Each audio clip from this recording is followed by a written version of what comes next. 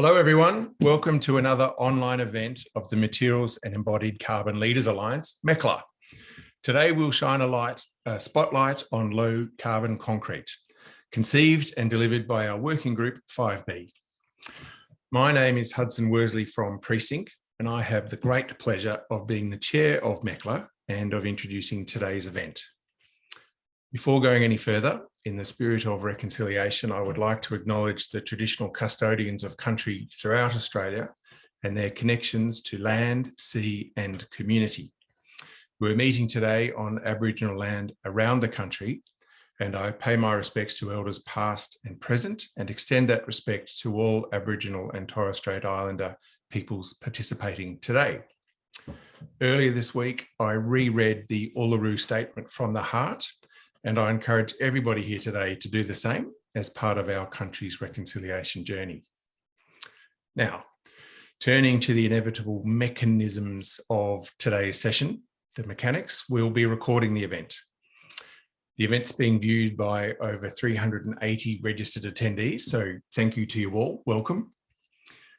Please keep your microphone muted and use the chat function for comments and questions. We'll be fielding these throughout the event. This event qualifies for one CPD point from the GBCA for live attendance online. So please let the MECLA Secretariat know if you haven't already registered and tick that box when you did register. Also, and very importantly, I'd like to remind all MECLA members and attendees today of our governance requirements. MECLA does not tolerate any anti-competitive behaviour. This is very important. We operate in a pre-competition environment. If you're aware of a conflict of interest, please speak up so that we may adjust accordingly. Let me say a quick thank you to our founding partners and members. Their logos you can see on your screen now. We are an alliance of over 140 organisations, and its members' willingness to contribute time, intellectual effort and funding to a common objective that makes MECLA work. And that objective, of course, is to bring the embodied emissions in construction materials onto a trajectory consistent with the Paris Agreement. MECLA is a do tank. I'm often saying it's a do tank, and that means we're all about action. We are sharing knowledge across the construction ecosystem to overcome the barriers to the take-up of low emission materials, which is a very apt segue to today's content, which is presented by doers in the field of low emission cement. Today, we'll hear how low carbon concrete is already being used in Australian building projects and products, and how, as a key value add proposition and competitive advantage, low carbon concrete is not only becoming mainstream, but is fast developing to be an expected minimum in construction projects. And now to today's speakers. What a lineup we have for you. I'd like to hand over to Evan Smith, National Sustainability Leader for Wholesome Australia, who is one of MECLA's many doers. Evan will introduce our speakers and facilitate a panel discussion once all speakers have presented. Evan, over to you, mate. Thanks for that, Hudson. Yeah, very excited to be here. We've got some amazing speakers, as Hudson has mentioned. Just for a bit of background, why we're here: concrete is the most used construction material in the world. It accounts for an estimated 8% of the world's global greenhouse gas emissions. If it was a country, it'd be the third largest emitting country in the world. This great challenge also comes as great opportunity. The Australian cement and concrete sector actually has developed a roadmap to decarbonise by 2050. To achieve this, there's a number of levers, and some of the levers actually require the full value chain involvement. Everyone has a role to play in it. This aligns very well with the objectives of MECLA. MECLA, I think, is a unique opportunity for everyone along the supply chain to connect, share knowledge, share learnings, and help tackle how we overcome any barriers to this complex supply chain. So, as Hudson mentioned, so today's topic, low carbon concrete, it's here, it's being demanded, it's being used in Australian projects. It's a key value add proposition and a competitive advantage.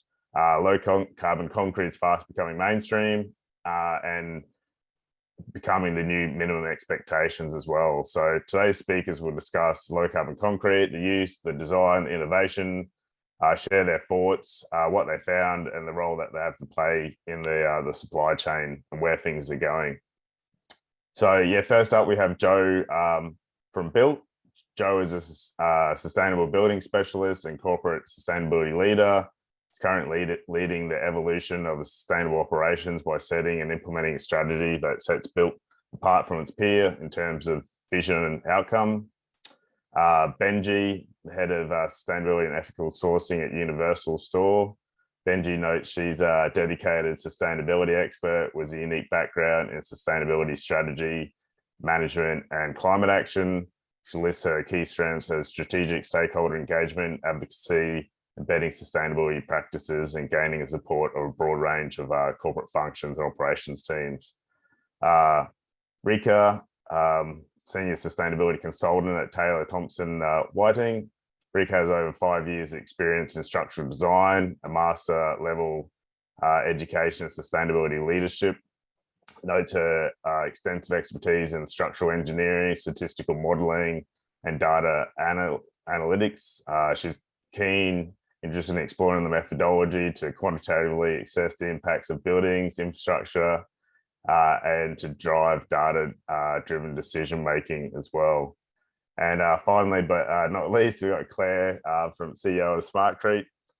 Claire, Smartcrete is a government-funded corporate research centre focused on co-investing in research to guarantee the long-term viability and viability of concrete infrastructure in Australia. She notes she's an agile practitioner and passionate about unlocking collaboration potential by bringing together world leaders in research, industry specialists to solve real-world problems. So thanks again for putting your hand up for presenting and for your time. So no further ado, I'll move over through to Joe and that. So each presentation we have approximately 10 to 12 minutes and short time for questions, and then we'll have more time at the end for questions. So thank you very much. Over to you, Joe. Thanks, Evan. Really looking forward to chatting to you a little bit about Built and a project that we're really proud of, the Substation 164. So I'm just going to share screen here and take you through. Okay. So I want to talk to you, just quickly about a project that we completed in 2021 after a number of years of design iterations. I think before I get into that, though, I'd also like to acknowledge that I'm coming to you from Sydney, the traditional lands, the Gadigal people of the Eora Nation. I want to pay my respects to elders past and present and extend that respect to any Aboriginal and Torres Strait Islander people we have on the line today. All of my projects are carried out on the lands of people with deep embodied knowledge of country, and I humbly seek that wisdom in seeking to live sustainably. So I think it's really important to the work that I do. So I'll quickly tell you about this project.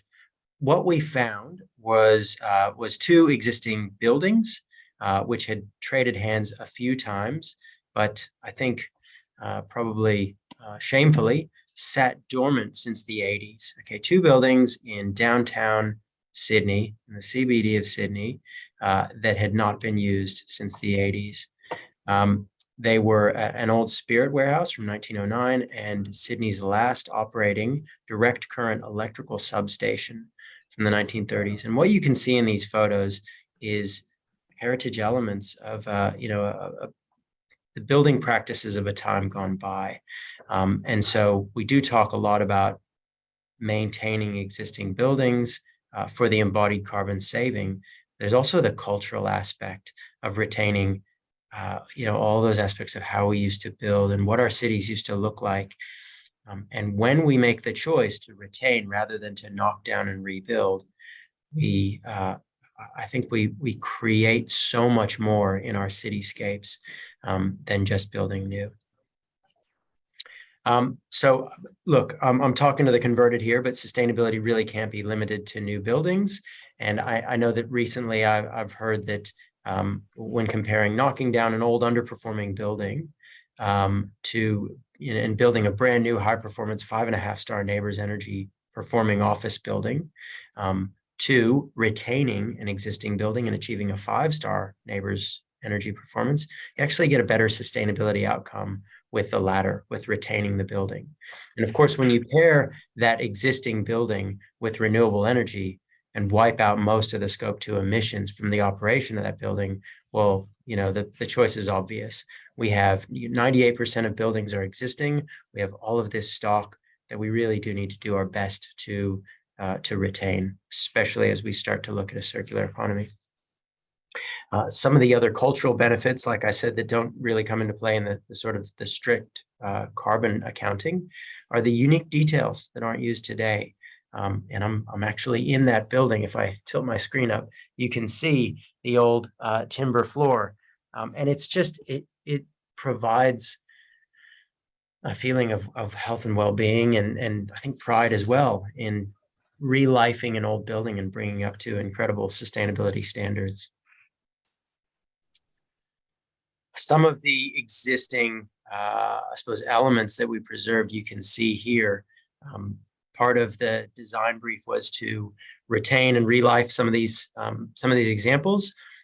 In the middle, what you can see is the hydraulic pump that ran the lifts. So buildings in Sydney back in this time didn't go above about 5 stories, because that was as high as the high pressure water main that ran around Sydney could pump those hydraulic lifts up to.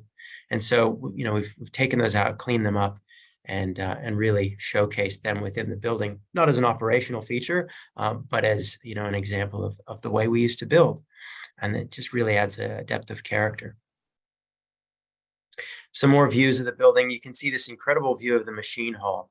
Again, an incredible, retained 3-story space that will now be used for cultural event space.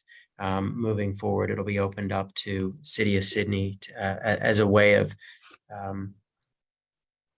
taking advantage of and enjoying, the space that we've managed to retain. Again, you can see the gantry lift retained in there. That's not being used. It's not operational, but it's effectively a work of art. This is like a living gallery. So how did we unlock this development opportunity? I said that the property changed hands twice, and that was largely because to try and make this stack up as a commercial development with a commercial return, the floor space was going to need to increase. There were significant challenges around hazardous materials, structural degradation that needed to be dealt with through investment. And the only way to really make it stack was to effectively double the amount of net lettable area. Now, based on the required setbacks within the City of Sydney Development Control Plan, we would have really only been able to add a nominal amount of floor space up on the roof. And so what FJMT proposed was this anti-extension. So rather than a building that would squash the heritage elements below, Richard Francis Jones came up with an idea of a floating bubble, something that would actually float above the existing structures and really give them showcase the heritage elements whilst creating a beautiful new sort of space above. And that's exactly what happened. So through a very careful assessment of how light could get past that curvilinear globe shape on the top, we're able to maintain all of the access to light through the streets and provide enough area to make the development stack up. This is just a couple of images that show where the old roof meets the new development above. And these are some pictures of the structural steel solution that was used to deliver the new office space above in that bubble. And the structural steel is important when I get to the concrete aspect of the project. So I think, notably, I want to say, hey, it started out as a 5-star Green Star design, and we managed to uplift it to a 6-star Green Star more than halfway through. We'd actually gotten the design review submission completed. We had 5 stars awarded, and through incorporating a number of different elements, including convincing the owner, Nuveen, to go for effectively 100% renewable energy commitment from day one, and put cap out the roof in solar panels. We managed to uplift that 5-star base building to a 6-star. The pandemic struck like right while we were in the middle of this construction. And we said, well, what are we going to do? How are we going to convince people to come back into office buildings? And so we took a touch-free approach, which enabled a well health safety rating. So a first well health safety rating that we achieved as a company on this project. And I think we also proved that within this building and within this meeting room that I'm in, we could achieve the highest levels of fit out sustainability, achieving a 6-star Green Star Interiors, Platinum Well rating, well health safety, right? The highest levels of performance in a very old re-lifed building. Okay, so adopting an old existing building doesn't preclude achieving the best levels of sustainability. So I'll quickly talk through some of the challenges and solutions, especially relating to the embodied carbon. One of the things that we found, right, was that there was really no consistent convention to measuring and modeling an existing building. And of course, this building was half of the building, the one I'm in, was made out of effectively structural timber. So there was structural timber, brick, and some structural steel. Now, one of the challenges for me modeling this up and trying to show the benefit was all of that existing timber showed up as a negative for us in modeling the recommendations to retain it, right? Because in a brand new building, you'd get to count the carbon negative, the carbon sequestration of using timber, whereas we were avoiding any new timber or any new materials going in. Now, when we modeled it, and this was a choice that we made again because we didn't have a convention, we decided to effectively take a survey of all the existing building materials, all the brick, all the steel and timber, and effectively estimate it up, and then say, well, what if we built these exact same buildings again, and then the bubble on top? And that's what we took as existing. And then in our proposed model, we said, okay, we don't have to build any of that timber and concrete and brick building because it's already here. So the short story is that it ended up being about a 21% reduction in the upfront embodied carbon, but a 33% reduction in total overall whole of life carbon. And importantly, as we start to think about things like nature positive, you can see all the other indicators here on this spider chart. I think it's important for us to remember that carbon is really important, but there are a number of other indicators, and we can look at life cycle assessment to see, well, how nature positive is this solution in terms of avoided land use conversion, eutrophication of riverways and things like that. I would like to point out that we managed to achieve a 44% cement reduction across all of our concrete mixes. And when they did the calculation for us, that was Boral who supplied the concrete to DMG. And by the way, we didn't pay a cost premium for that. Now, part of the reason was we had structural concrete in the core, but for the most part, steel was doing the heavy lifting for our structure. So the concrete wasn't hugely structural, which meant we didn't really rely on early age strength. And it meant that we could boost the supplementary cementitious materials without adding in those extra herbs and spices that drive up the cost of concrete mixes. So a 44% cement reduction is a fantastic outcome on any project. And we did that for no extra cost. And I think that that's something as a takeaway for people listening that you should look at anywhere you've got non-structural concrete or concrete that is not the primary structural material. Some of the other challenges you can kind of see in this cut through were that the two buildings didn't actually line up. And so in order to use those levels 2 to 4, which has become our new head office, we had to create a series of interconnecting stairs and really bring that building together. But the result is a beautiful office, and encourage people to come out and have a visit. So just to give you some of the facts and figures, and some pretty pictures of our fit out. This is the reference case. We ended up with a little over 1,000 kilograms of CO2 per square meter GFA across A1 to A5, with the actual being 866. So for about a 21% reduction. We had substantial retention of existing brick facades, walls, and floors and columns. We did have to actually replace all the windows. Now, there were structural efficiencies identified that allowed us to reduce some of the material, but you also saw that floating bubble and you saw that cantilevered steel. Okay, now that cantilevered steel didn't allow us to probably use the least amount of structural material. You know, it required some structural gymnastics, which I would say resulted in more steel going in than what you'd have in a typical square box. So there are always these sort of opportunities and trade-offs, call it trade-offs between achieving the commercial feasibility, achieving the embodied carbon reduction, achieving the ability to retain two buildings, right? So I think it's important that we consider all those things, but more importantly, that we articulate them to the client, to the project team, to the stakeholders, so that they understand what trade-offs we've taken, where we've managed to find the best opportunity for embodied carbon reduction, where we've decided not to go for those embodied carbon reductions because maybe they represented a cost that simply couldn't be absorbed by the development feasibility study. All of these things are really important. And as a builder, I'd encourage you as clients, as consultants to clients, to speak openly with the construction companies, because we do represent that link between the supply chain and the project being made. And I often think that we're best placed to pull in solutions that can really decarbonize a project.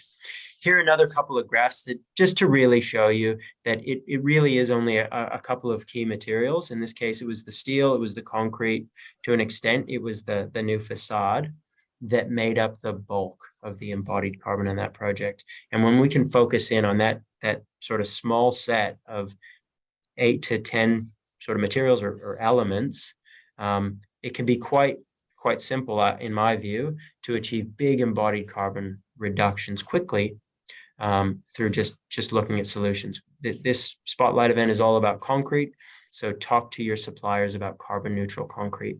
Talk to your suppliers about high strength concrete. Talk to your designers about reducing the amount of concrete going in. One of my first go-tos, because we get clients saying, how much is this going to cost? It's going to cost us more to go a lower embodied carbon. And I like to say, well, it actually shouldn't cost you more, because the very first thing you should be doing is pulling material out, decarbonize, look for an existing building that you can relive so that you reduce the amount of materials going in. This is all about doing more with less. I want to do a shameless plug to our embodied carbon white paper. This is over a year old now, but hopefully the lessons are still relevant. We published this to share learnings and provide, I guess, a bit of open and honest our reference case and proposed figures across 10 life cycle assessments on projects we've done. I hope to be publishing an update to this with new projects and their outcomes soon. But I encourage anybody to jump on the BILT website and go into our news and latest thinking section and download this for free.